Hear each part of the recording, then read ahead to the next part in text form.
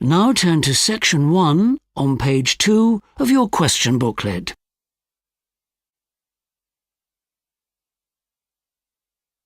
Section 1.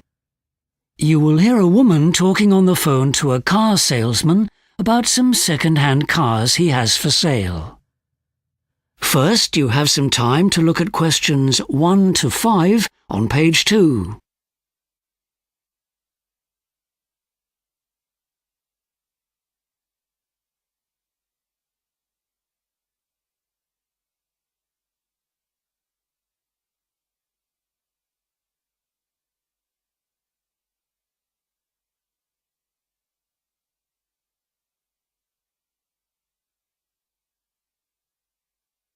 You will see that there is an example that has been done for you.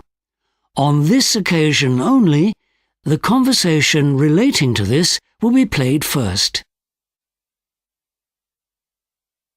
Hello, I heard your advert on the radio about the sale you're having, and I wanted to find out about your cars. Well, you've called the right place. So, how much do you want to spend? I'd like to spend about $4,000, but definitely no more than $4,300. The maximum the woman would like to spend is $4,300, so $4,300 has been written in the space. Now we shall begin. You should answer the questions as you listen, because you will not hear the recording a second time. Listen carefully and answer questions 1 to 5. Hello, I heard your advert on the radio about the sale you're having, and I wanted to find out about your cars. Well, you've called the right place. So, how much do you want to spend? I'd like to spend about $4,000, but definitely no more than $4,300. OK. For that price, we've got some nice cars. I've got a lovely Noda. Do you know that model? Yes. What colour is it? I know it sounds unimportant, but there are certain colours I don't want. Well, this one is silver. That's good, because I don't want a dark colour, like black, as they get too hot in summer. So is it in good condition? It's just had a state-of-the-art stereo put in, and although one light is damaged, we'd repair that for you if you decided to buy it. Oh, that's good of you. I've also got a Camina. It's a white one. It's slightly more expensive than the Noda, but it's a good car. I know it quite well because it was owned by our manager here, so I used to get to drive it quite a bit. The Camina is okay, but it's a little on the big side. Well, how about a Telstar? They're smaller, but not too small. We've got an orange one of those. Actually, what kind of model were you after? This one's an automatic. Great. They are so much easier to drive than the manual model, although I'm fine with either. And another good feature is that the previous owner only replaced its tyres last month. That will save some money, and anything to do with the wheels is so important for safety. It might be worth a look. OK. Now, let's look at what else we've got in your price range. How about an Abrada? It's a red one. It's the newest of the cars for sale in your bracket. How old is it? I doubt I could afford anything less than 10 years old. Well, you might be surprised. There was only one previous owner and they had it 8 years. All the others are at least 9 years old. Now that's a possibility. Before you hear the rest of the conversation, you have some time to look at questions 6 to 10 on page 2.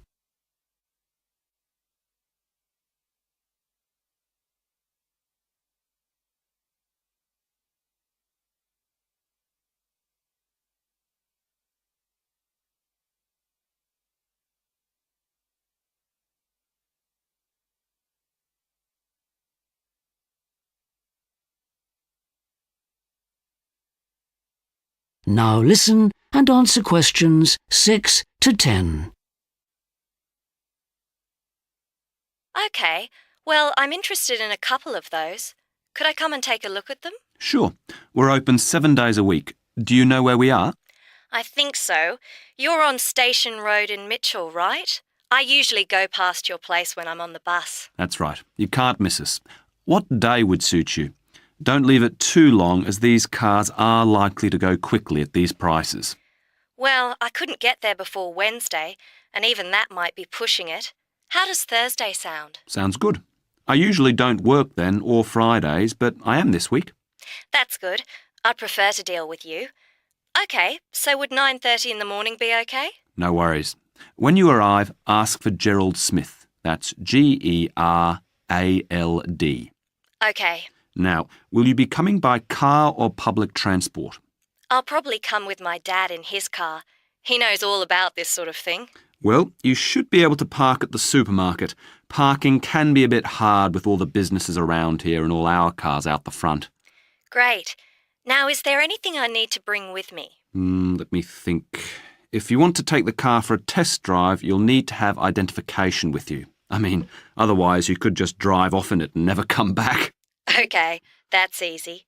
Perfect. See you later this week. That is the end of section 1. You now have half a minute to check your answers.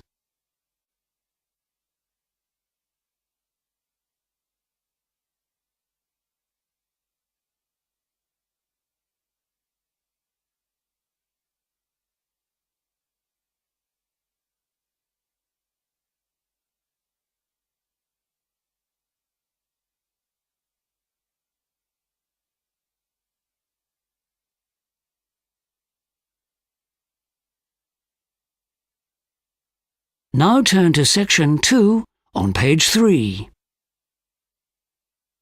Section 2. You will hear the chairperson of the Middletown Urban Farming Scheme talking to a group of people who are interested in joining the scheme. First, you have some time to look at questions 11 to 16 on page 3.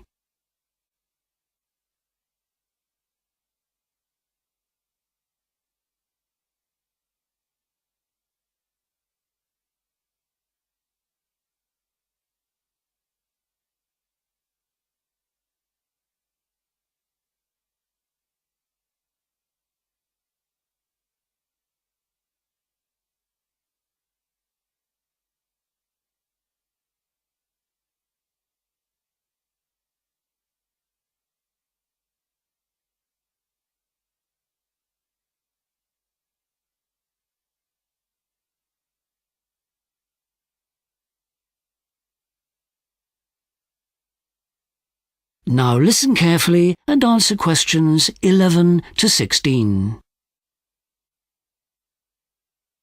I'm Chris Butler, and I'm the chairperson of the Middletown Urban Farming Scheme, or MUFS for short, a highly successful program which encourages city dwellers to grow their own fruit and vegetables, to become city farmers, if you will. Who started MUFS? Well, the idea of urban farming has been around for quite a while, particularly among town planners. But it was actually a group of Middletown business people, including myself, who decided to create what became MUFS. University agriculture specialists got involved later. Now, initially, the aim was not some eco-friendly goal of reducing CO2 emissions caused by the transport of food from farm to dinner plate. It was simply to maximize the utilization of the vacant or idle land that lies within the city. Of course, later we realized that an additional benefit might be a healthier diet for local people. Let me tell you a bit about the groups that have joined the scheme. We've got any number of schools involved and loads of corporate employees, so our message seems to have been well received there. But for next year, we're going to concentrate on getting various community centers, like those for senior citizens, to join, because so far they've been somewhat slow to take up the scheme. Now, the core committee of the MUFS is a group of dedicated gardeners. They probably won't be familiar with your specific plot of land. They're mostly amateurs. But they are the people who know the ins and outs of gardening, and they will be happy to sit down with any MUFS member and make some hands-on suggestions about gardening. But don't expect them to know the answers to technical questions, like the Latin names of plants. The MUFS are keen to support members who are physically disabled. We're looking at the possibility of providing specially adapted gardening tools on loan to members who can't cope with regular tools. That's not happening yet. But we do have some window boxes as well as larger containers, which we can distribute free of charge to these members, although they will have to provide their own soil and compost themselves. I'm especially proud of the work we've done with the local schools, both grade school level and high schools. The teachers say that they knew the scheme would be of some practical use in science classes like biology. Despite the original hopes of some, the fruit and vegetable plots haven't provided cheaper lunches for their students. But what they didn't anticipate was the change in attitude that the scheme has created amongst their students. They say the students have become much more conscious of their surrounding environment. They want to keep it neat and tidy. Before you hear the rest of the talk, you have some time to look at questions 17 to 20 on page 4.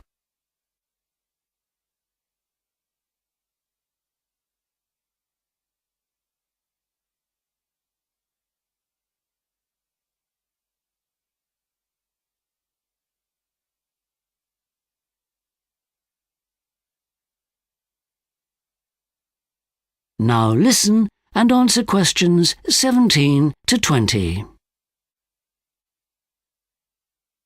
Now, a number of local organizations and businesses provide our members with free goods and services.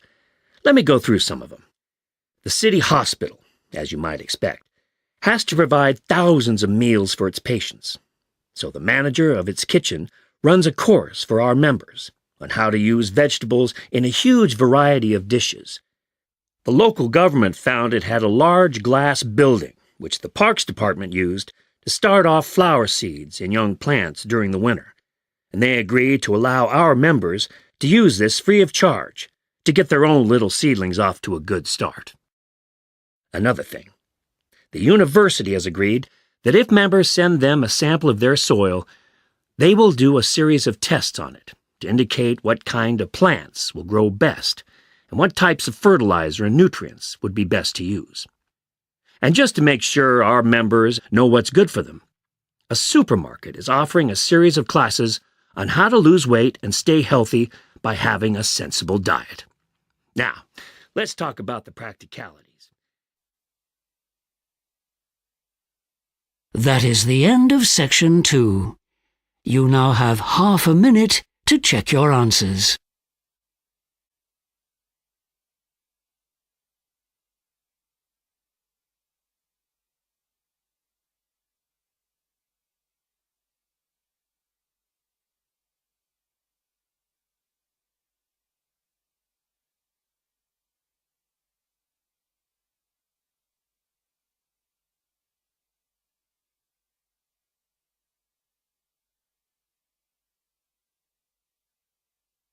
Now turn to section 3 on page 5. Section 3. You will hear two psychology students called Katie and Daniel discussing how taking a walk can affect people's creativity and physical well-being. First, you have some time to look at questions 21 to 26 on page 5.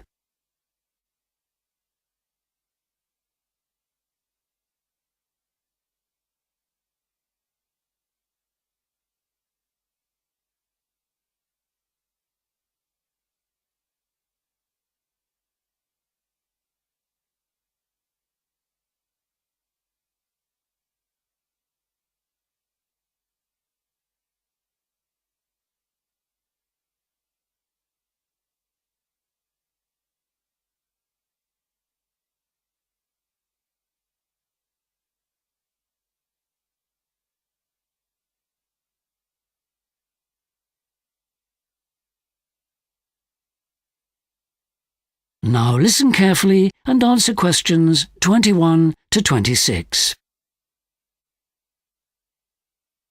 Hi, Daniel. Katie, you look as if you're off somewhere. Yes, I was just heading out for a walk. Funny.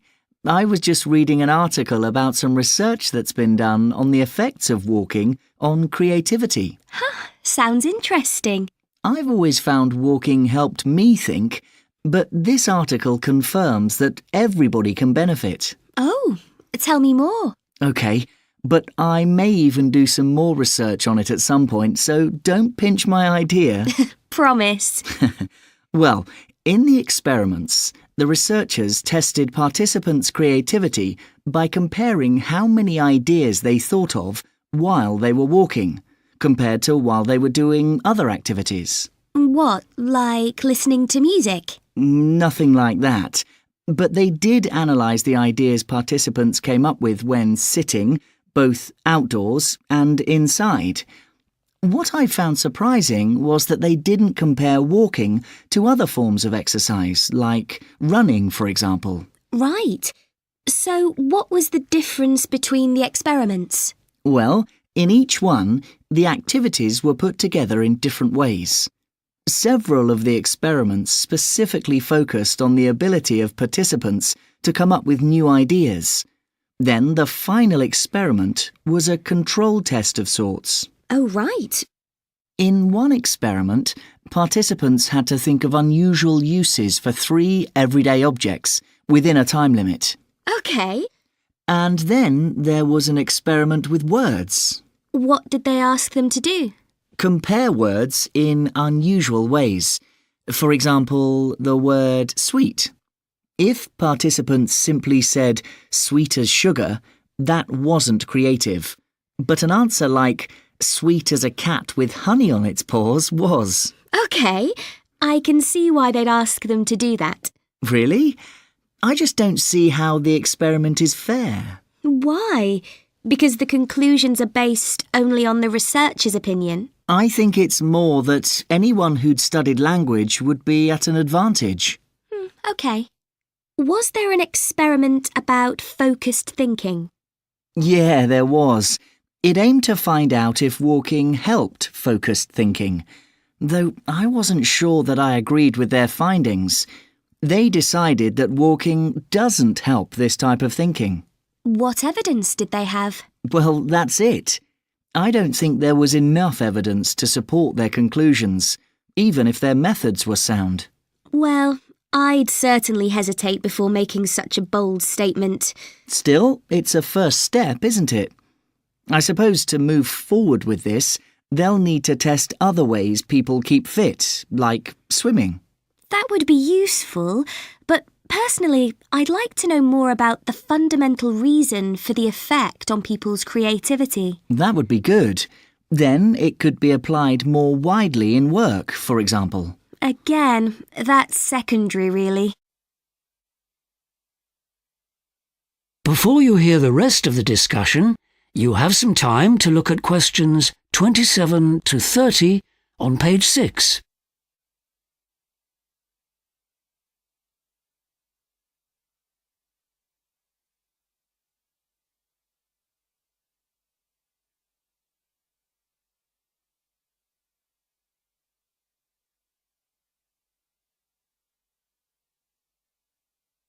Now listen and answer questions 27 to 30. But how would you test walking if you wanted to assess its physical benefits? Well, firstly, I'd like to know more about the benefits of different situations. What about the effect of footwear? Hadn't thought of that. Well, I've read that shoes with thinner soles were found to be better for people's joints. It even made the skeletal structure tougher. Interesting. Was that because they lost weight? Not as far as I'm aware. And then there's walking in the mountains. Walking in the mountains. I think I've read something about that. Doesn't altitude help people regulate their sleep patterns? It's more that it improves your vision. It must be those breathtaking views. Yeah. And what about the effect that walking has for elderly people? Better balance by any chance? More than that. It had a positive effect by helping them maintain their body clock's natural rhythm, both when going to bed and waking up. Right. And what about the effect of walking long distances? Well, a person needs to find the balance between their optimum speed and their natural breathing pattern. Once they're synchronised, they can just keep on going for much longer periods than they could before. I can see how that would work. But anyway... That is the end of section 3. You now have half a minute to check your answers.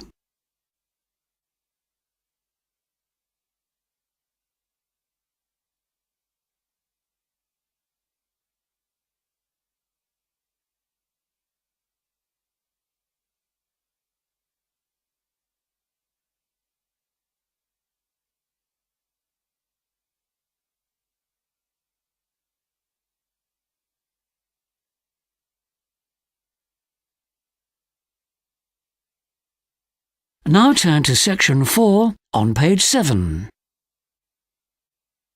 Section 4. You will hear a lecturer talking about the use of games techniques in business. First, you have some time to look at questions 31 to 40 on page 7.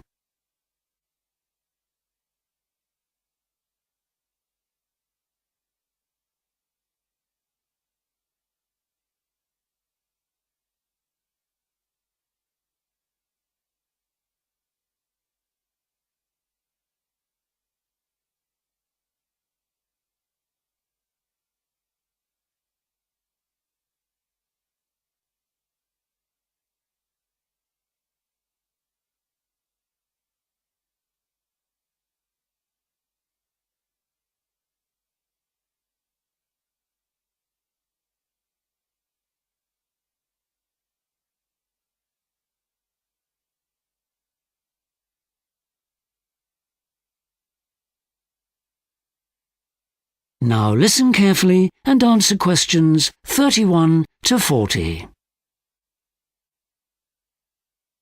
Today, we are going to look at how the phenomenon known as gamification has really exploded in recent years. So what exactly is gamification? It has been defined as the use of games thinking and mechanics in non-game situations, such as for business. Up to now, its most common function has been marketing. It is extremely popular with big companies, but as we'll see, it also has many other uses. Gamification techniques work on our natural desire for competition. One way they do this is by providing a reward, for example, badges or points, or providing a type of virtual currency. But don't be fooled into thinking the concept is a novel one. Just think of the frequent flyer incentive schemes that were initiated by airlines to try and retain customers. In fact, it's been around for years. However, it has become more prolific with advances in technology. So how is gamification being used? Well, it is seen as an excellent way of obtaining almost instantaneous feedback through common social media sites. However, there are other areas where it is increasingly being used, in particular as a means of trying to convince people through fun activities to alter their behaviour. Another use is in education or training in the workplace, especially when it is just not feasible to train people on the real thing. Good examples of this are the aircraft simulators used by pilots or the urban simulators used by town planners.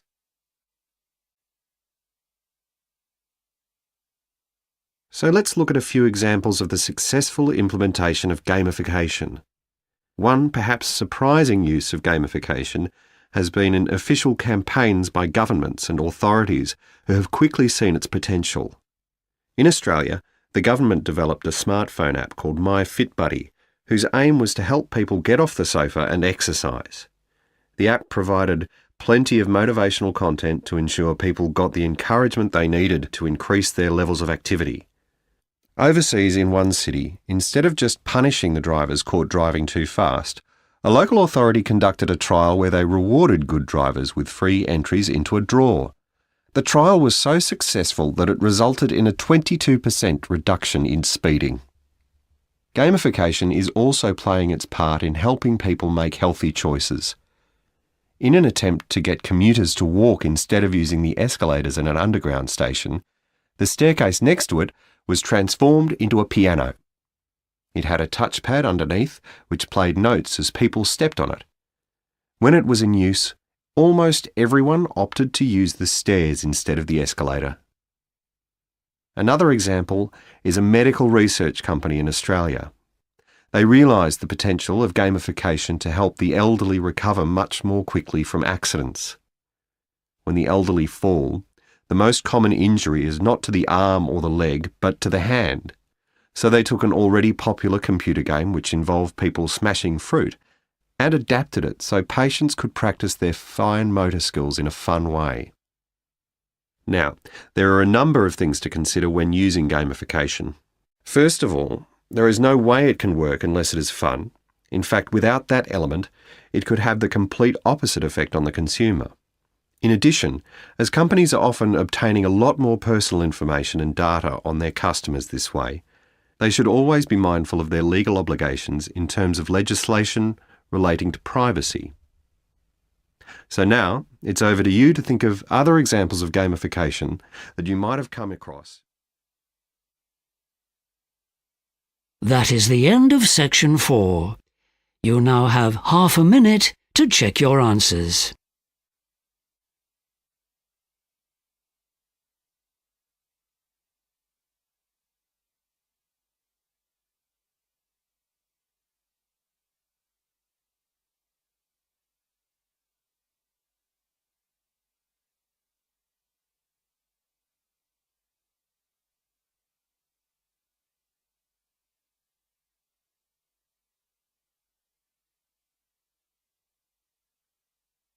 That is the end of the listening test. You now have 10 minutes to transfer your answers to the listening answer sheet.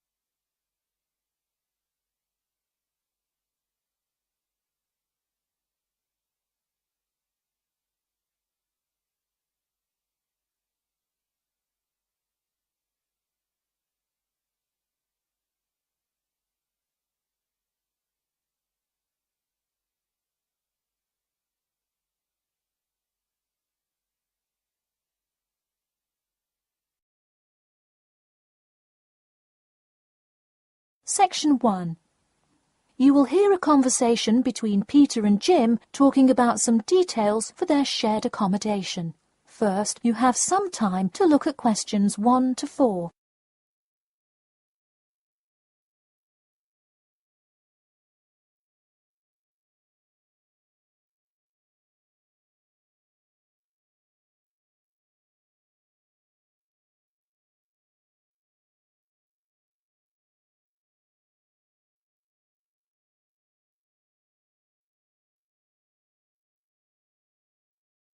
You will see that there is an example which has been done for you. On this occasion only, the conversation relating to this will be played first. Hey Jim, it's Peter. Oh hey Peter, what's up? I thought I'd call so we could hammer out the details for next year's lease. Peter says that he wants to hammer out the details for next year's lease with Jim. So, lease has been written in the space. Now we shall begin. You should answer the questions as you listen, because you will not hear the recording a second time. Listen carefully and answer questions 1 to 4. Hey Jim, it's Peter. Oh hey Peter, what's up? I thought I'd call so we could hammer out the details for next year's lease. That's a good idea. Did we ever decide on how to split the total rent? Well, I was thinking, since my room is bigger, I probably should pay a little more. So I could pay £110 and you could pay £80. Does that sound okay? Considering that my old apartment cost me £100 for a smaller room, I'm definitely all right with that. Hey, I was looking at a map of the area and can't seem to find a bus stop near it. Do you know where we would catch the bus?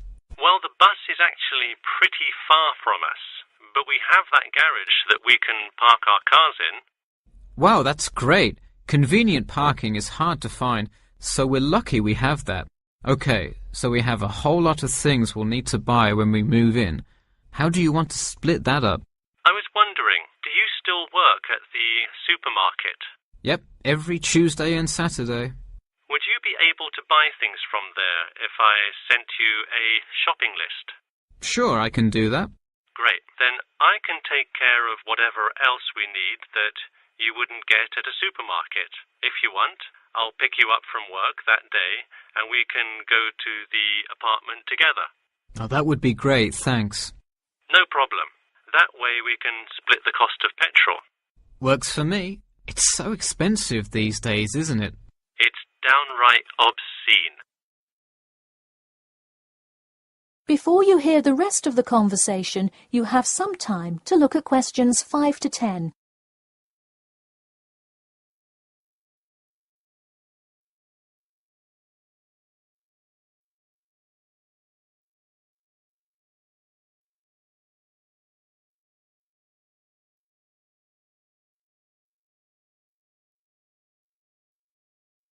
Now listen and answer questions 5 to 10.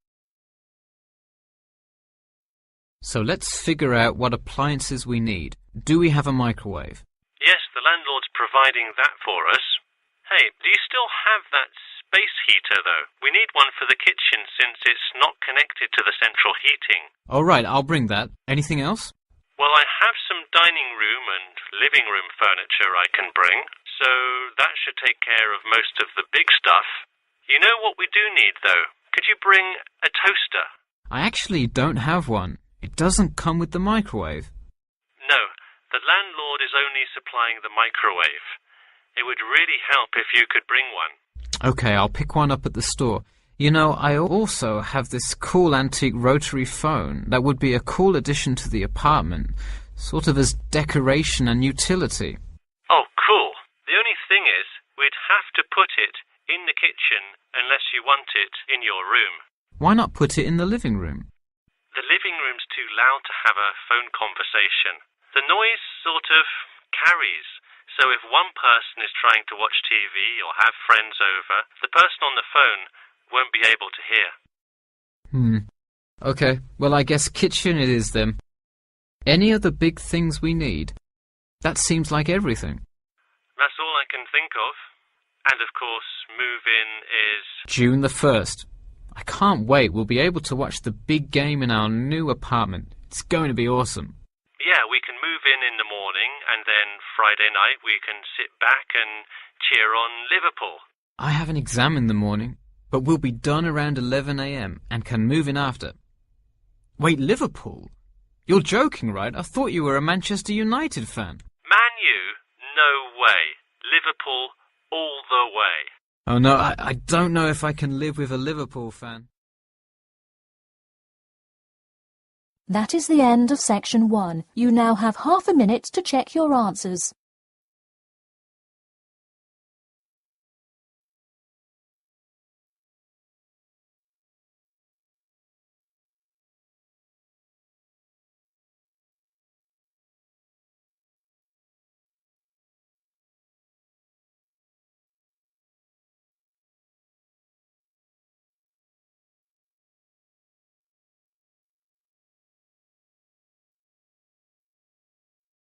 Section 2. Now turn to Section 2. You'll hear an HR representative of Earn and Learn giving some information about her company. First, you have some time to look at questions 11 to 16.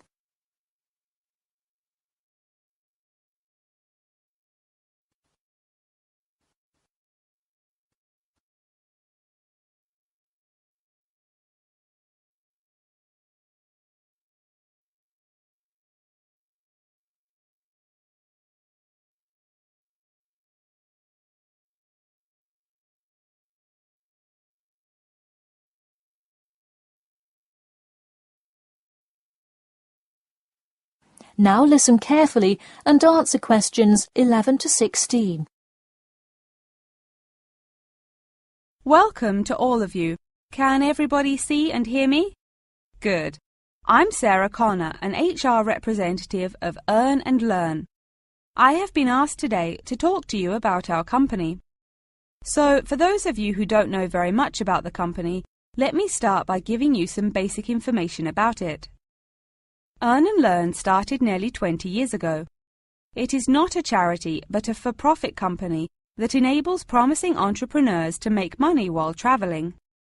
During the past 10 years, it has grown rapidly and has gained great influence in most countries of the world.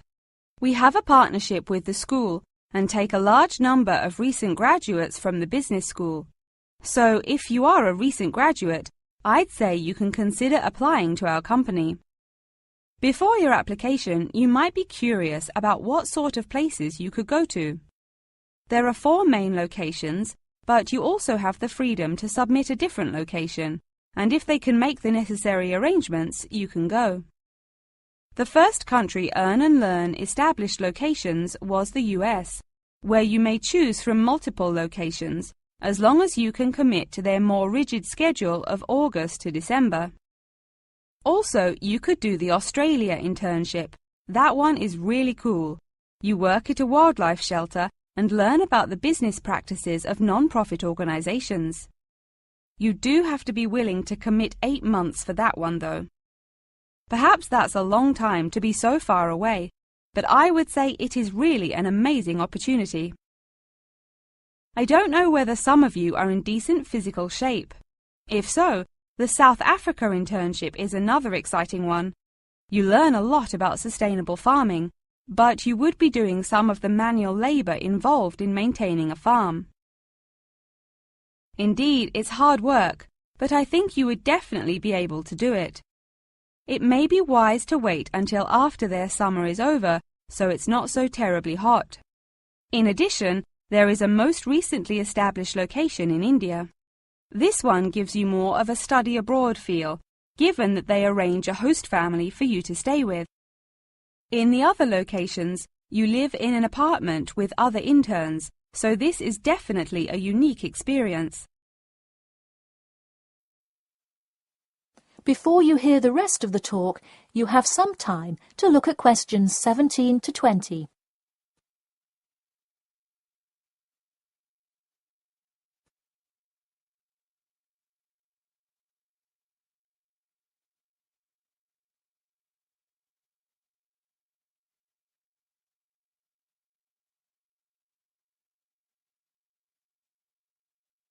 Now listen and answer questions 17 to 20.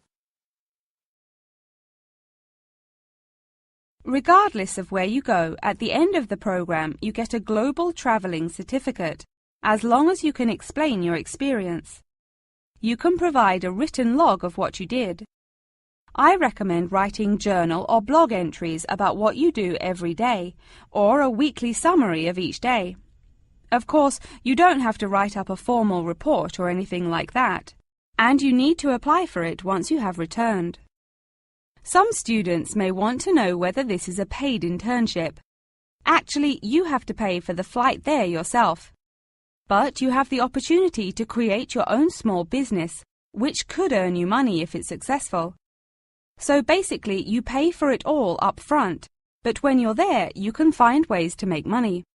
That is to say, you pay for 2/3 of the cost up front as a deposit, and then give the final installment 1 month prior to your return. Finally, I have to remind you that you need a health check before you go, to make sure you're not going to spread any communicable diseases. In addition, before you go, you don't have to attend any meetings or workshops. You'll meet everyone you'll be working with once you get there. Okay. Well, that's all I've time for today. Thanks for listening, and I'm happy to take any questions if you have them. That is the end of section 2. You now have half a minute to check your answers.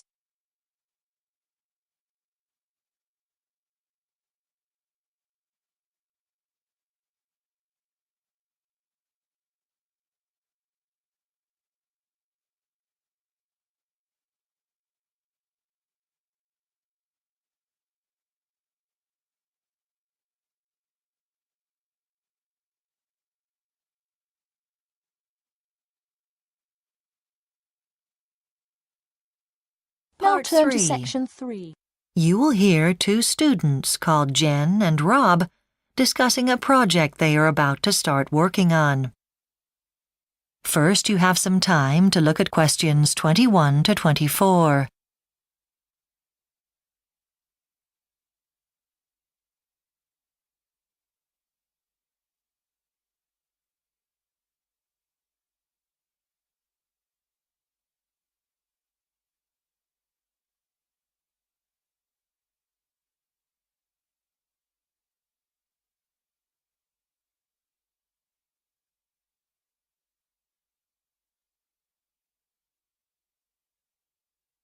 Now listen carefully and answer questions 21 to 24.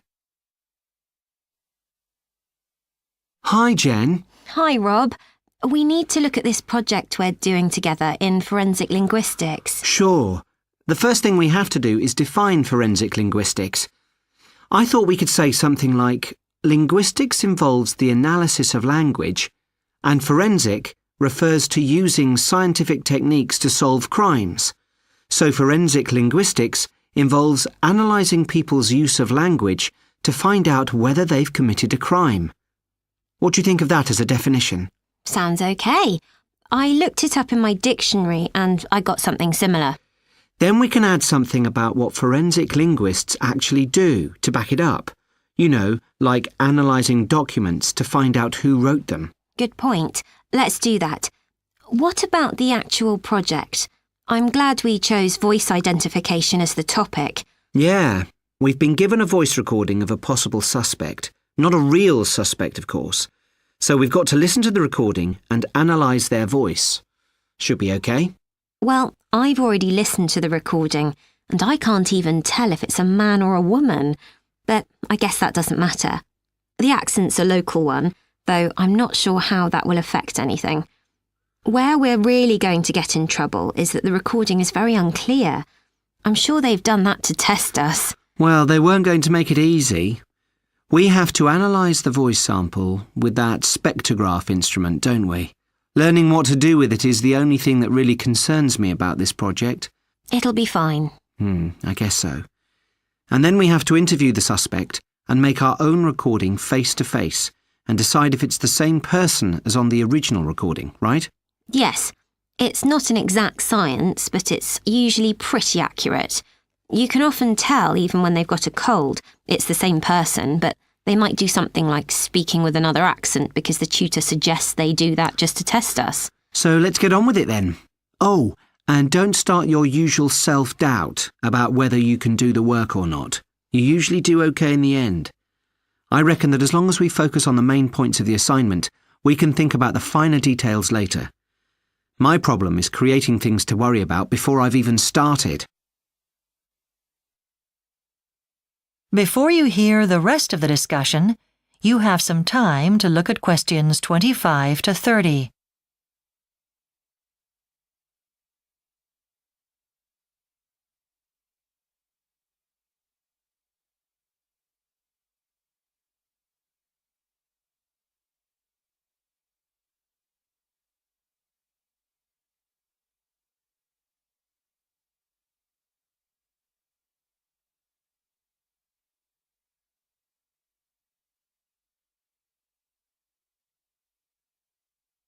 Now listen and answer questions 25 to 30. We'll have to do some background reading first. I'll go to the library later and get what we need. OK. I've already looked at forensics today, and it didn't say much about voice identification, so we needn't bother with that one. Language and crime looks a bit more promising, doesn't it? I've got that out of the library already, so we don't need to worry about borrowing that. Research methods in forensic linguistics. I guess we ought to borrow that. And voice identification will be a useful one.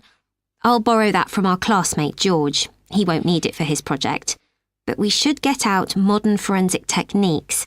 We need all the help we can get on that subject. OK, that's that sorted out. Now on to the practical stuff. I'm not sure about how we're going to record the voices. I'm not too good on the technical side of things. Me neither. We'd better work out what we're doing. At least we get more than one opportunity to speak to the person playing the suspect. I just hope whoever it is won't make the task too tricky. I'm sure they won't be too hard on us. And as long as we do our research properly, it shouldn't be too hard to do the rest of it. I'm more worried about fitting in the writing up. I know. We've got loads of other assignments to finish as well. Now, Rob, let's decide how we're going to split the writing between us. Are you any good at introductions? They always seem to let me down. OK, leave that to me. Are you OK to do the literature review then? Maybe we should split that part. I don't mind writing the methodology section if you feel comfortable doing the discussion and conclusions. OK. And we can do the analysis between us as well. Great. Let's get started. That is the end of Part 3. You now have 30 seconds to check your answers to Part 3.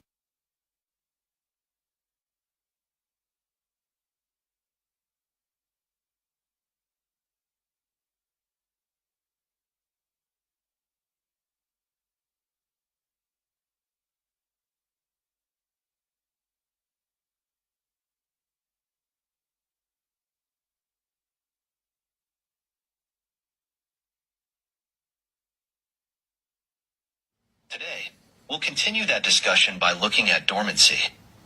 First, we'll cover what dormancy is and why organisms become dormant. Dormancy is a state of inactivity that organisms or living things enter when they need to conserve the resources available to them and reduce their demands on their environment. Most major groups of plants and animals have some representatives that can become dormant. What is the value of dormancy? To start with, animals can become one and survive conditions that are stressful in environmental terms. For instance, when lakes, ponds, or rivers dry up, aquatic organisms that can enter dormancy can survive the drought, while others who cannot do this will die. Another advantage is that creatures that can become dormant in inhospitable conditions, such as extreme cold, can live in a larger range of places than other organisms. Because they can live where other animals can survive when they are active and looking for food, the amount of competition they have to deal with from other regions is greatly reduced. Let's move on to look at what causes dormancy. There are a number of variables, but the ones that are the most significant are temperature changes and the amount of light organisms get. Availability of food, water, and oxygen is also very important. Now, we'll explore some specific examples. Let us first look at dormancy in insects. Insects can experience a reduced metabolism, a form of dormancy called diapause in insects. Diapause is either a reaction to difficult environmental conditions or an unnecessary part of the life cycle, such as with butterflies or certain months. In terms of environment, it's interesting to know that through dormancy, insects can survive when it's very cold. Another creature we'll look at is fish. Fish share the same main environmental causes for dormancy as other creatures, but as one might imagine, they are particularly sensitive to drought. For example, long African fish burrow deep into the mud with low water supply. It surrounds itself with a cocoon and remains inactive, while dormant faces two dangers. One is the possibility of starvation, which relies on the fat stored in his body to overcome this. The other is desiccation or drying up, which is addressed through a reduction in urine production. Snails are also known to become dormant. Some snails seal off their shell, the membrane of dried mucus, after settling at their place of dormancy. Other snails do not have this possibility. They trust the protection of their shell. So when snails have remained outside in their dormancy, they can usually be recognized by a brightly colored shell reflecting the sunlight, and so minimizing evaporation. That is why banded snails usually have young shells in open habitats. Hibernation is probably the most well-known type of dormancy, which occurs in warm-blooded creatures during the winter. We know that warm-blooded animals maintain a regular body temperature. What's really interesting about hibernates is that they can adapt to extreme conditions by turning off their internal thermostats and hibernating until conditions improve. Let's examine the behavior of a true hibernate, the Arctic ground squirrel. This squirrel digs underground and builds a nest that is insulated. Once in its nest, it curls into a bowl and tucks in its arms, legs, and tape. Its body temperature mirrors the cold of its surroundings. At this point, this squirrel barely breathes and doesn't react to stimulants in a normal way. And during this hibernation period, the squirrel loses nearly 40% of its weight. The process of awakening for the Arctic ground squirrel takes about 3 hours. When this happens, there is a rapid rise in the heartbeat and circulation is effective. The area around the heart warms faster than the rest of the animal. And despite the strain of hibernation, the squirrel's body processes are normal within 24 hours of coming out. Part 1. You will hear a man phoning an aquatic centre inquiring about a part-time job as a lifeguard. First, you have some time to look at questions 1 to 5.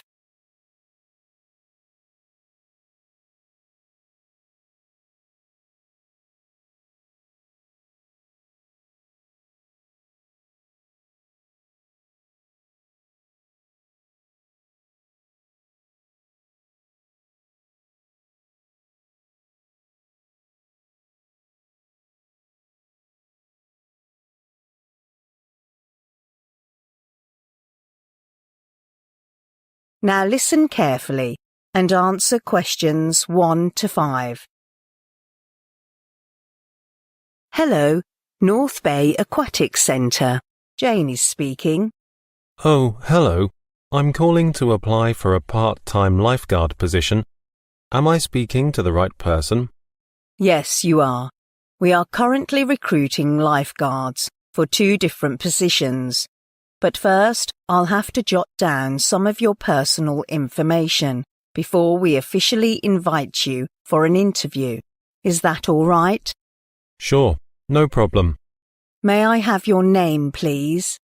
It's Peter Smith. OK. And what is your current address? It's 130 South Main Street, Lake Elsinore. I'm sorry, Elsinore? Oh, it's E-L-S-I-N-O-R-E, Elsinore. Right, got it. What is your phone number? My home phone number is 077-995362. Actually, it's easier to reach me by my cell phone number. It's 077-896-245. I'm mainly out these days. Right. Can you tell me about your work experience? Well, I now work as a waiter, and that's just a part-time gig. It requires serving customers, and I also have some cleaning duties. OK. Do you have any other part-time job? No, but I'm majoring in physical education right now. I'm learning exercise physiology, sports nutrition, and individual fitness activities, and I want to become a baseball coach for a local high school. So, do you have any other relevant work experience to a lifeguard position? Oh, right. I also worked part-time as a rescue diver for a local beach last summer. I'm certified for open water rescue missions. Excellent. That's exactly what we're looking for. Before you hear the rest of the conversation, you have some time to look at questions 6 to 10.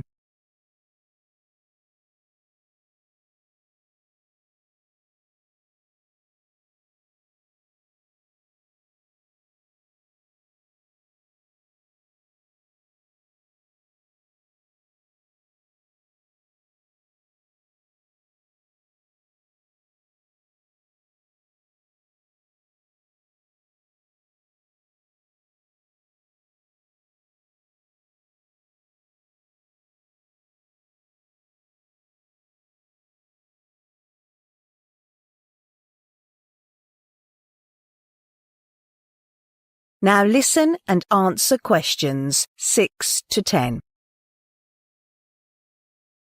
Before we continue, I need to know a few more things to ensure that you are qualified for maintaining water safety during work. OK, go ahead. As a lifeguard, you will spend most of your time monitoring the area near the water and reducing risks to everyone here. So we are looking for someone who can stay focused. Do you have difficulties concentrating or any related disorders? No, I don't have any medical disorders relating to that sort of problem. We're also expecting someone with good eyesight, because a lifeguard must be able to recognise and respond to any struggling swimmers quickly. I have sharp vision. I mean, both eyes are 20/10 without correction. Good. Do you have relevant skills in terms of lifeguarding? I'm good at diving. You know my previous job requires training in that. We only need lifeguards with certification. I assume you already have one, right? Yes, to get the certificate, I received training for waterfront lifeguarding 2 years ago. The training includes things like providing first aid and emergency care, but mine is about to expire in November. Oh, wait, let me check. It's a month earlier, in October. Okay, you're good for now before it expires. But if you want to work here for the whole year, you'll have to renew it. I see. What time do you prefer to work? I already work part-time in a restaurant on weekdays, so I'd like to work on the weekend. We already have enough people working here on Sundays. I can work on Saturday mornings then. Right. And I can start from 6 o'clock in the morning. I'm a morning person. Sounds great. Where did you hear about our recruitment information from? I heard it on radio this morning while driving. I wouldn't say I like reading newspapers. Thank you for calling. We'll notify you about the interview details in 2 days. Thank you. Bye. Goodbye. That is the end of part 1. You now have half a minute to check your answers to part 1. Part 3. You will hear 2 students, Erica and Ian, discussing their presentation on volcanoes in their geology course. First, you have some time to look at questions 21 to 25.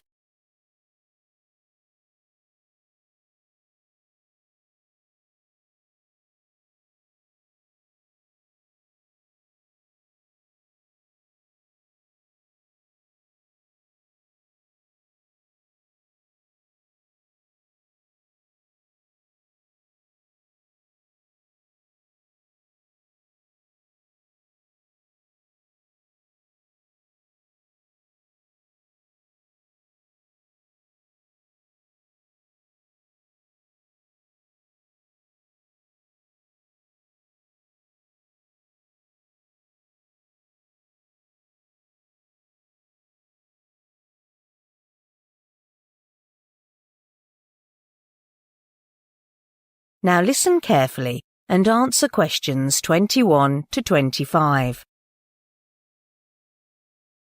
Hey, Ian, how far along are you on preparing the presentation on volcanoes next week? Not much. Maybe we can straighten things out first? Sure. I decided to start with Shield Volcano. The name derives from its similarity in shape to a warrior's shield lying face up. The Hawaiian Shield volcanoes are the most famous examples. Professor Joan mentioned that many scholars have already done quite a lot of research in this field. We could retell conclusions from published papers. I'm not sure. I mean, is that even allowed?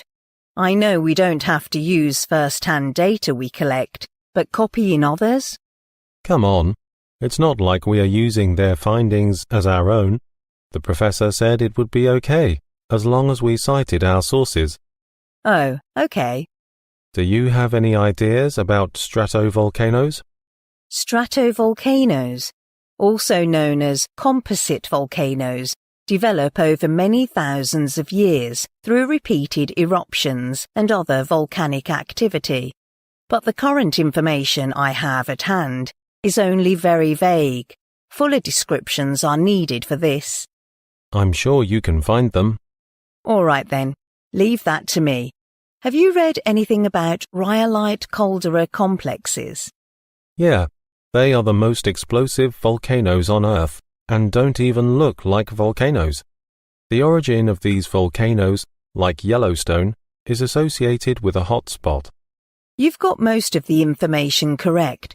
Unfortunately, the last bit you mentioned is wrong. The origin of this type of volcano remains a mystery. The hotspot origin theory doesn't work for most other rhyolite calderas. Right, I'll change that part. What about the position on monogenetic fields? It's shocking to see the photos of these immense volcanoes. There are numerous monogenetic fields in the American Southwest and Mexico, but I got all the information from a website without specifying its source. We'll have to examine the content again later. Okay, I can help with that. Lastly, we have cinder cones. What do you have on that? Well, this type of volcano is usually tiny to the other volcanoes, and thus sounds less attractive. Maybe we should leave it out. It seems pretty unimportant to me. I agree. It's impossible to cover everything.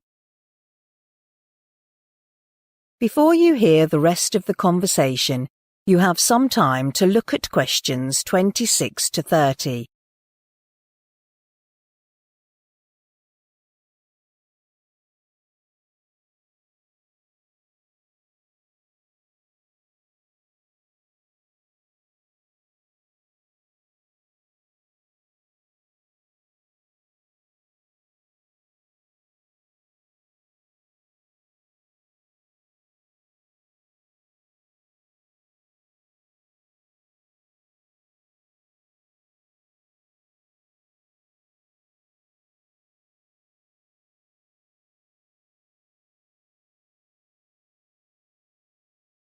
Now listen and answer questions 26 to 30. Erica, can you work on the delivery part? I don't want to do it anymore. I'm okay with that, but why is that? I was marked so low for the last presentation and didn't even have a clue why. Maybe it's because I didn't include enough data on it. Well, I'm not sure about that. I think maybe you did not prepare the topic well enough. You tried to explain the contributing factor forming the ring of fire in the Pacific Ocean, but you just read everything out loud without fully comprehending it yourself. Right, that must have been it. We also have to look for supporting materials to illustrate the formation of different volcanoes. What about documentaries? They can be an excellent way to illustrate the volcanic eruption, but that might be too long for our presentation. We've only got 20 minutes. Have you considered adding photos to our handouts? That's an option, but people may focus on these photos rather than paying attention to what we have to say. Maybe we can search online for part of a film about volcanoes and add it to the end of our presentation. That would be better. So, how should we start our presentation? Maybe we can first introduce some terms like extinct volcanoes and dormant volcanoes. Why is that? Even though they are widely accepted terms among ordinary people, academia wouldn't accept them because there are no set definitions.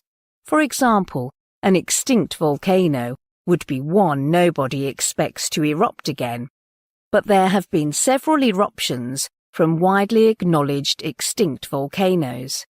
That's an excellent way to start our presentation. What did the professor say about your last presentation? There is still room for improvement. She said that I had an in-depth analysis and provided enough statistics, but I didn't carry on and discuss my take on it. Right. So maybe we could also discuss the impact volcanoes have on humans and our planet. Yeah, there's little doubt that volcanoes have been instrumental in wiping out countless species during major extinction events, but volcanic activity also shapes new habitats, enriching the soil with nutrients that allow life to thrive. People haven't realized that there are abundant mineral resources waiting to be exploited in volcanoes. I agree. So now we can... That is the end of part 3. You now have half a minute to check your answers to part 3. Part 4. You will hear part of a biology lecture about dolphins and how views divide over their level of intelligence. First, you have some time to look at questions 31 to 40.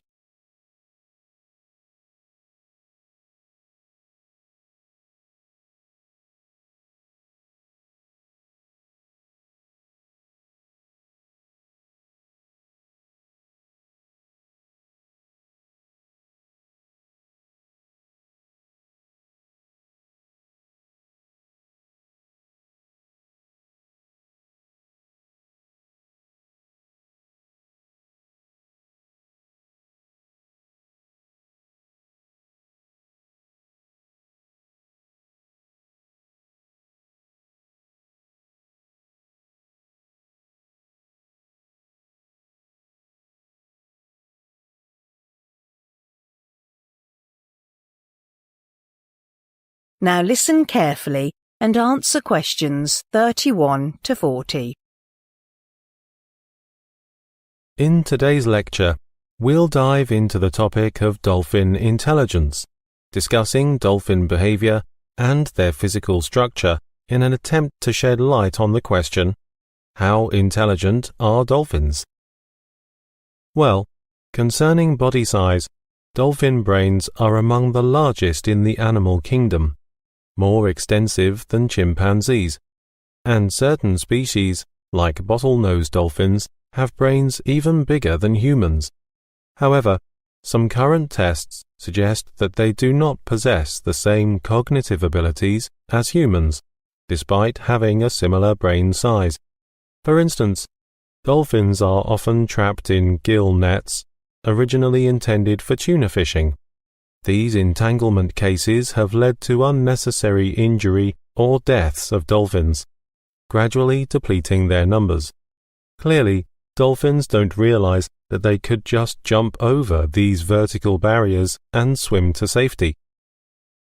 People often mistakenly view dolphins' eternal smile as signs of intelligence and joy. Actually, this is not a facial expression at all, but a fixed design of their head. Unlike human beings with greater than 40 facial muscles, dolphins have no such powers with which to form an expression. On the other hand, small-brained animals are sometimes underrated for their level of intelligence. Pigeons and rats are typical examples of small-brain animals which can perform tasks so complex that most humans would have trouble with them. Over the last few decades, scientists have conducted countless studies on the cognitive abilities of these overlooked animals, with quite surprising results. Pigeons are aware of their bodies when they see their reflections in the mirror. Pigeons are also trained under specific conditions and gradually form instinctive reactions. In an experiment in 2009, a group of 12 pigeons was given a reward like food and water every time they pecked a key on a lab table. All birds successfully performed the trick. These test results indicate that brain size is probably not the sole factor in determining intelligence. Another argument steers the attention to the correlation between intelligence and the constituents of brains, rather than their sheer sizes. It's been found that dolphin brains are comprised chiefly of fatty cells, which serve as a protective barrier between the systemic blood and the extracellular environment of the central nervous system. They are also essential components of nerve cell membranes, affecting problem-solving skills performance.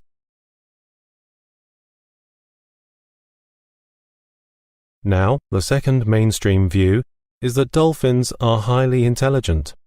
Research into the behavior of dolphins in the wild and in captivity has yielded incredible data on the intelligence of these marine mammals.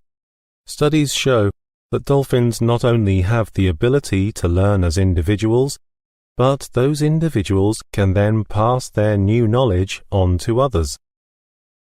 Let's take a look at some typical examples. Among these are tested with Billy, a dolphin trapped in a sea lock and rescued. Billy spent 3 weeks in rehabilitation and was released back into the wild. There, researchers noticed that Billy had started tail walking, a skill only mastered by captive dolphins who imitated the keepers. Billy had not been trained to tail walk, but had learned the skill simply by observing other dolphins in the rehab center. Another study involves a female dolphin named Karen. Karen was given a test in which she was rewarded with a fish for every piece of litter she brought to researchers. To maximize its bounty, she quickly learned to take a newspaper, keep it at the bottom of a tank, and tear off smaller pieces to get more fish. Over the past 100 years, researchers have proven that dolphins are extremely social species and have evolved to have highly developed brains. These factors are the most significant contributors to their intelligence and become the means of survival for dolphins. In 2008, researchers tracked a group of around 400 dolphins. One female dolphin in the group was having a lot of trouble swimming and kept flipping upside down or sinking into the water. The other dolphins crowded around it. They paddled side by side with the injured female on their backs. By keeping the wounded female above water, they may have helped it to breathe, avoiding drowning. So how do they communicate with each other? Well, scientists have discovered, through observation and meticulous testing, that every dolphin has a different sound, resembling the whistle that other dolphins recognize as a particular individual. Dolphins can emit a wide variety of sounds. The frequency levels range 10 times beyond what humans can hear. But of course, there are other means of communication for dolphins besides sound. During mating season, male dolphins stroke females with flippers after a fight to affirm social bonds. That is the end of Part 4. You now have 1 minute to check your answers to Part 4.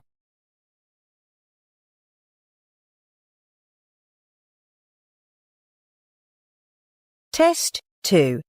This is the IELTS Listening test. You will hear a number of different recordings, and you will have to answer questions on what you hear. There will be time for you to read the instructions and questions, and you will have a chance to check your work. All the recordings will be played once only. The test is in 4 parts. At the end of the test, you will be given 10 minutes to transfer your answers to the answer sheet. Now turn to Part 1. Part 1. You will hear a telephone conversation between a travel company employee and a customer. First, you have some time to look at questions 1 to 6.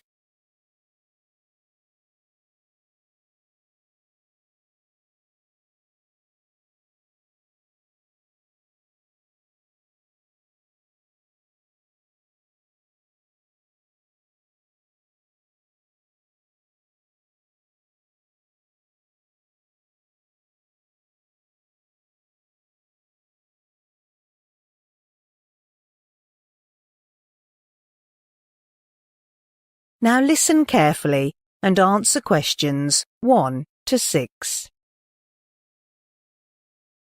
Great Countryside Holidays. Jax speaking. Can I help you? Yes, I hope so. I've heard that your travel agency provides holidays in the countryside. That's right. We've specialised in countryside holidays with many years of experience, so we can ensure that we provide perfect holidays with several destinations. That's great. My husband and I are planning a countryside holiday with the whole family, and I'm calling just for the accommodation. Okay. Where are you going to spend your holiday? There are some excellent accommodations on our list in different destinations. Well, last year we spent our holiday in the southern part of the city, but this time we'd like to live in the northeast. I have a friend who's just returned and had great fun there. Okay. And what about the time of your holiday?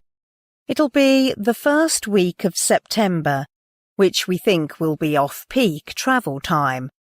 At peak season, the attractions are always crowded with people, and hotels or restaurants might overcharge you, so we try to avoid that. Yes, arranging your holiday during off-peak time is wise, as you can enjoy the attractions and facilities better. That's right. Then how long are you going to stay?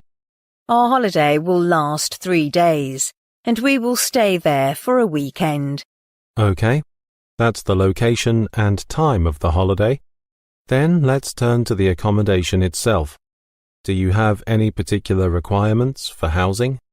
Yes, the first priority we've considered is, of course, a quiet environment, so that both young and old can have good rest during our stay. No problem. Then we'd prefer a cottage on a good beach where my children can play with great fun. My little daughter loves collecting shells and building sandcastles. Okay, I'll take that down. A seaside cottage is excellent. It also means secluded nights and fresh sea air. Right. Oh, another thing is, I'm kind of a foodie, and whenever I visit a new place, I'm always desperate to try the local cuisine. So if possible, I'd prefer a good restaurant not far away from where we live. No problem. Tasting the local cuisine is one of the delights of the holiday. Before you hear the rest of the conversation, you have some time to look at questions 7 to 10.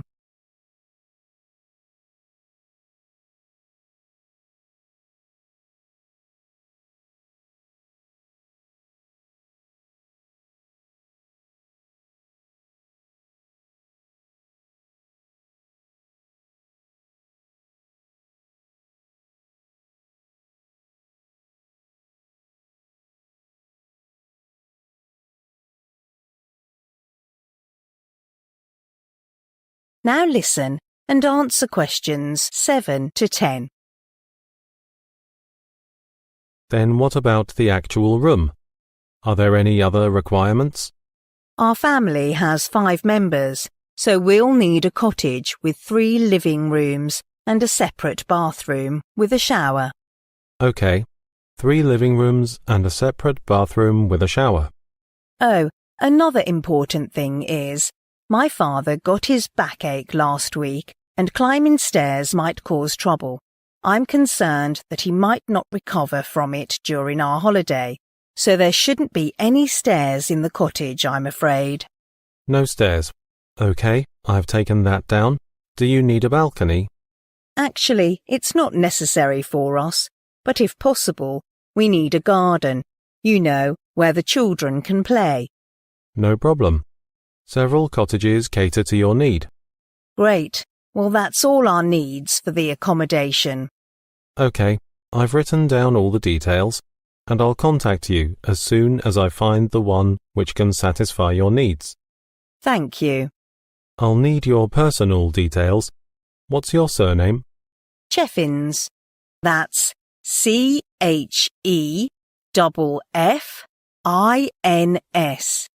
Okay, Mrs. Cheffins. And my telephone number is 01924777285. All right. Before we finish, I'd like to know where you heard about us. Did your friend tell you? Actually, not. I saw the ad of your travel agency in a magazine called Countryside Living. I see. That's a popular magazine. Yes, thank you very much.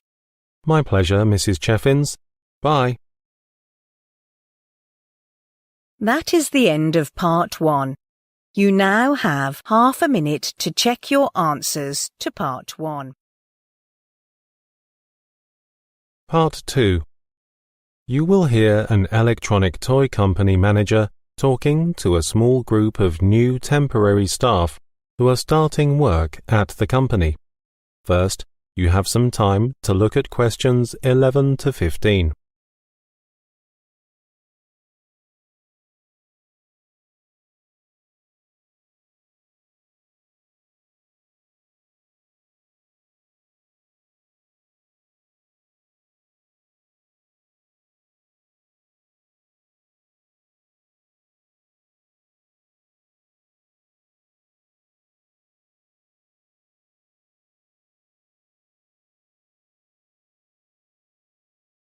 Now listen carefully and answer questions 11 to 15.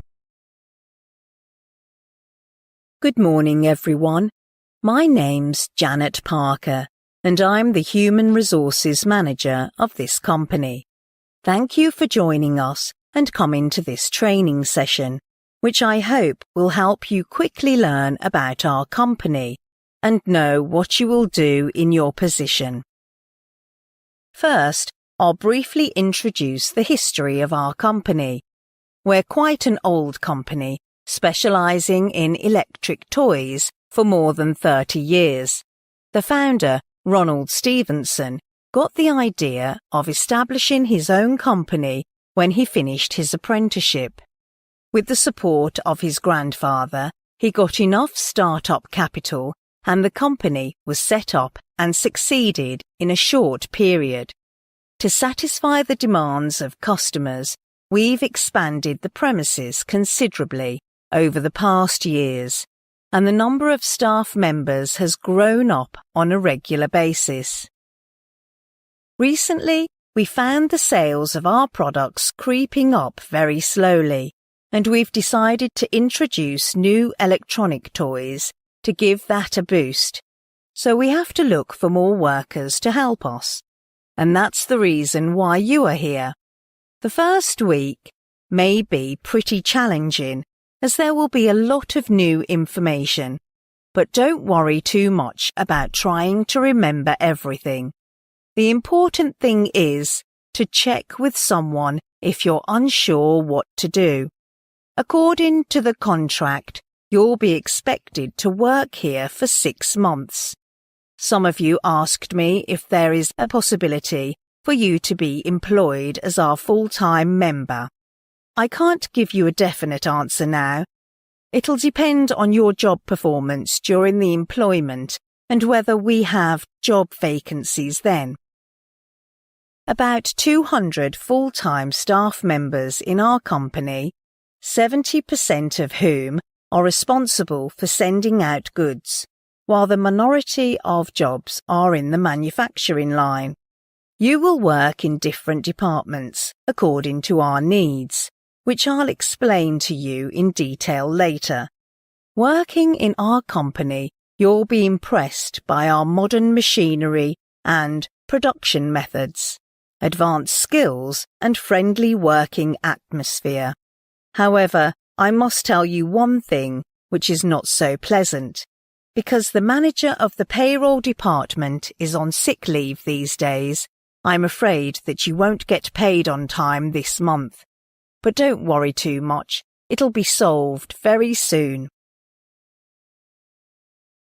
Before you hear the rest of the talk, you have some time to look at questions 16 to 20.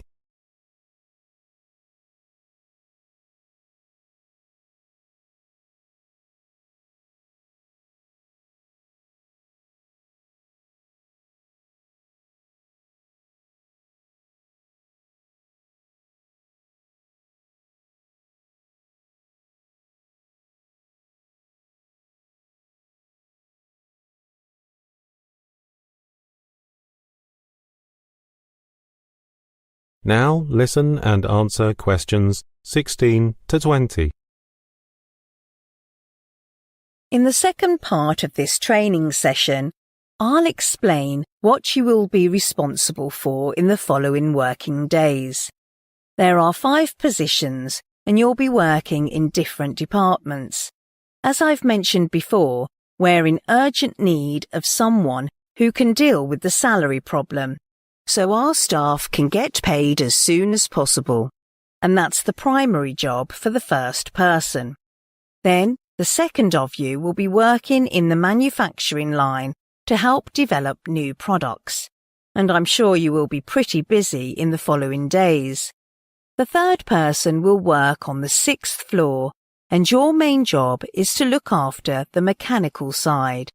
It includes checking equipment daily to ensure they are working correctly and doing some repair work if necessary. Without your help, many processes like manufacturing or packaging won't work well. Then, the fourth person will work in the technology department to deal with problems related to software and hardware. We're getting new laptops next week, and you must install new programs. And the last of you will work in the after-sales service department. You are expected to keep a long-term relationship with customers, including collecting feedback regularly, dealing with customer complaints, enhancing customer satisfaction, etc. Okay, now that's all I want to share with you today. Are there any questions? That is the end of Part 2. You now have half a minute to check your answers to Part 2. Part 3. You will hear 2 first-year students, Rosie and Martin, discussing a project about sports shoes they are working on. First, you have some time to look at questions 21 to 26.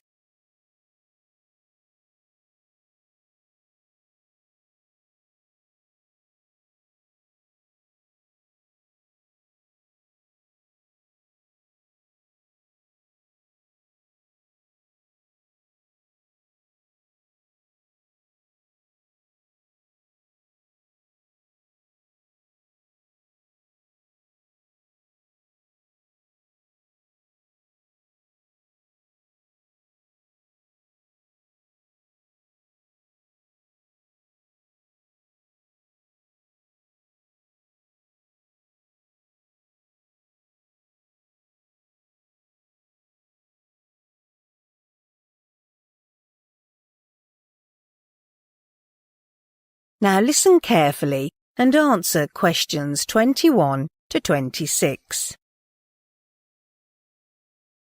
OK, Martin, before we plan our presentation for the project, let's discuss what we've done so far. OK, Rosie. When the tutor gave us the theme of sports shoes to base our project on, I was not all that interested, but I'm starting to get into it. I've pretty much finished the research stage. Me too. At first, I had no idea what to write for the essay, so I asked some senior students for advice, and they gave me some websites to look at, where I found some articles on sports shoes and got some ideas. Yes, I searched for pictures of sports shoes online and applied them in my research. It's beneficial. Right. According to the project's requirements, we have to find an example for the research, and I've just completed this part. What example do you use? You said you'd like to borrow a sample from the tutor. That was my first thought, but I realized maybe the tutor wanted us to do our own thing, not copy. Then I cut off my old sports shoes and separated them into different parts, so that I could make a careful study of the internal structure. It's a good idea. Then I drew a diagram which could show precisely each part of the shoes. Through the research, I've found that sports shoes nowadays have significantly improved. What do you mean? For example, Designers these days use better raw materials, which are not only durable, but also make the skin of feet breathe more easily. Moreover, they also take into account the factor of foot shape. But they've ignored the foot movement, which is essential for sports people. Interesting. I think I can add this to the essay. Okay, given that you've got most ideas for the essay so far, I think you can mainly finish the written sections of the project, and I can take care of every detail of the presentation. Does this appeal to you?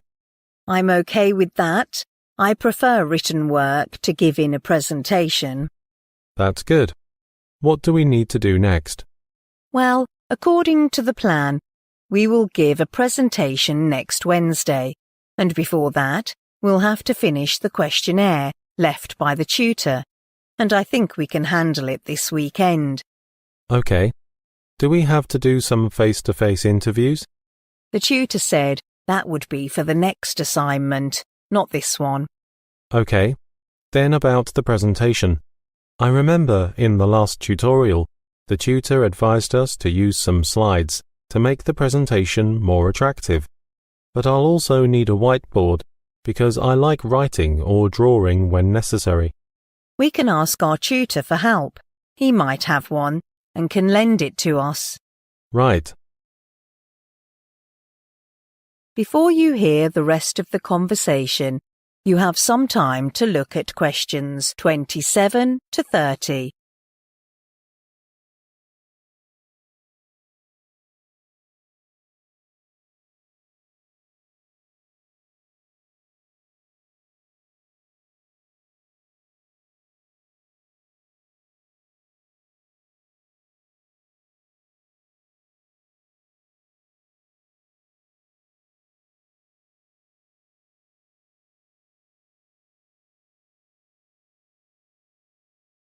Now listen and answer questions 27 to 30.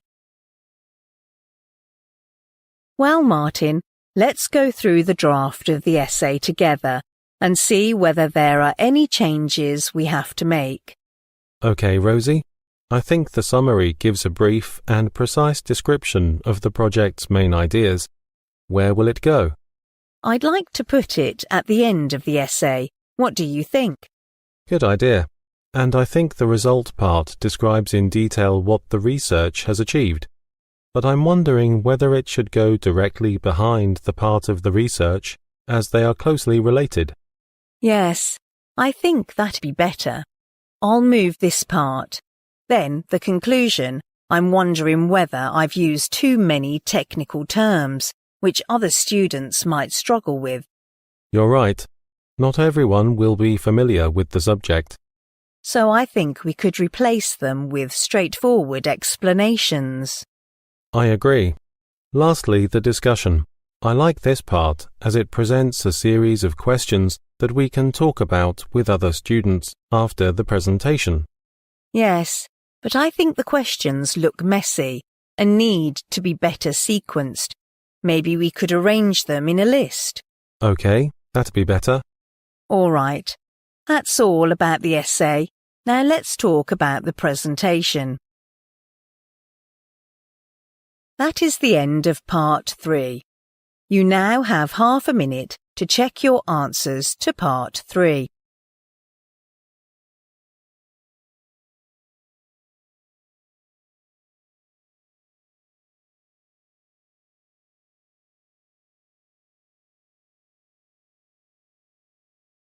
Part 4. You will hear part of a biology lecture about an animal called the African clawed frog. First, you have some time to look at questions 31 to 40.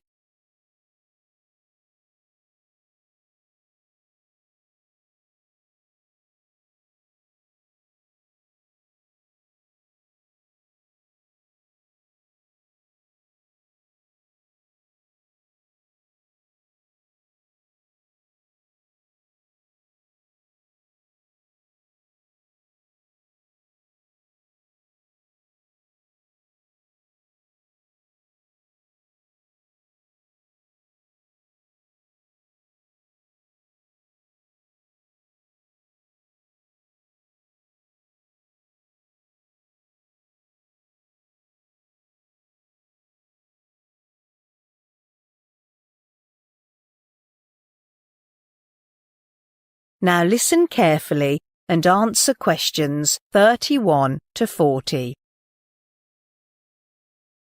Today, I'd like to look at another type of amphibian, the African clawed frog, whose Latin name is Xenopus laevis. Its name is derived from the 3 short claws on each hind foot, which it uses to tear apart its food. The Latin word Xenopus means strange foot, and laevis means smooth. I'll start with a general description. The African clawed frog is a species of frog that can be commonly found in the eastern and southern parts of Africa. They have a flattened head and body, but no tongue or external ears.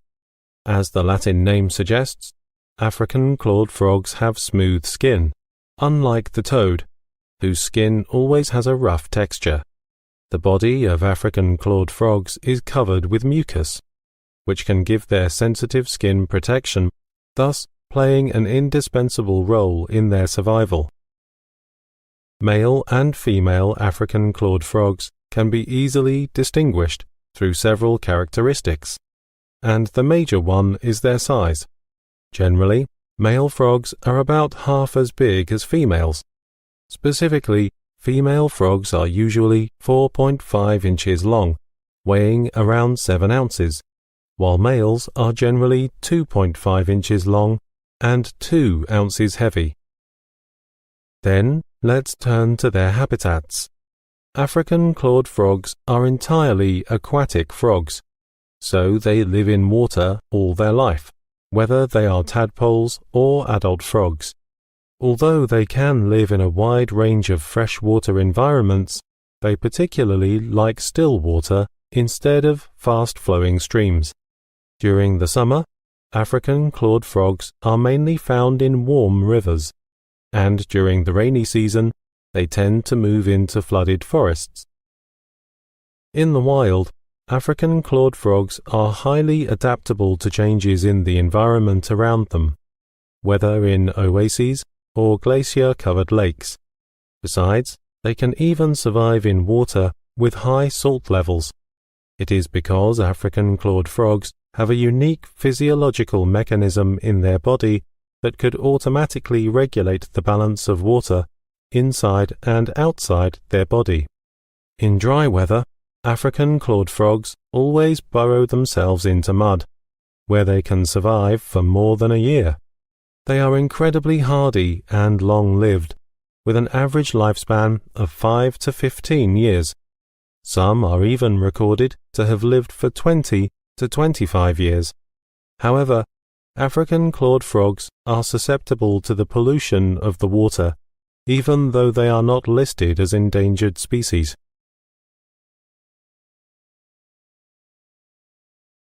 Now let's talk about the diet of African clawed frogs. They are carnivores that like hunting insects, spiders, worms, fish, etc. African clawed frogs depend on the sense of smell to detect their prey. They first use the claws on their hind feet to tear pieces of ample food. Then the front feet, which are not webbed, play an important role in feeding. African clawed frogs use their front feet to push food into their mouths, and meanwhile a distinctive pump system is used to draw or suck food in their mouths. So we can see African clawed frogs are voracious predators and can quickly adapt to many habitats. Therefore, in some parts of the world, African clawed frogs act like invasive species, which will negatively affect other species in the freshwater ecosystems. The evidence shows that they have devastated the populations of native frogs and other creatures by eating their young. As a result, African clawed frogs are illegal to own, transport, or sell without any permit in some states of America, like California, Washington, Arizona, etc., where African clawed frogs have been seen as a type of pest. However, it's legal to own African clawed frogs in Canada. But not many people know that African clawed frogs are also used in medicine. As we mentioned before, The skin of African clawed frogs is covered with mucus, which has properties of antibiotic. This chemical can help kill bacteria and cure the infection, and is widely used by both the medical profession and the general public. So we shouldn't ignore the medical value of African clawed frogs. That is the end of Part 4. You now have 1 minute to check your answers to Part 4.